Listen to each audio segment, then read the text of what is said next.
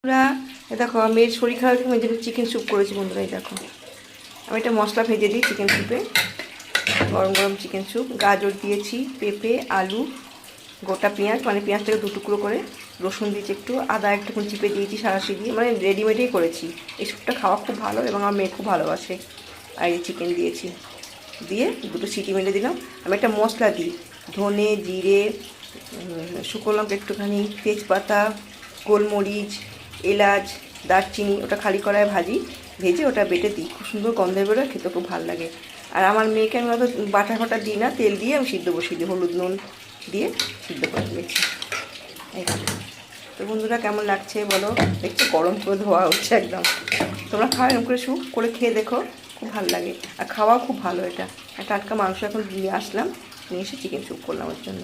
কিছু খেতে চাইছে না, শরীরটা খারাপ, এটা খেতে ভালোবাসেও। ঠিক আছে, শুভ দুপুর। তোমার সবাই খাওয়া দাওয়া করো। আমার মনটা ভালো নেই, মেয়েটার শরীর খারাপ থাকলে মনটা খুব কষ্ট হয়। ঠিক আছে, রাখছি বন্ধুরা।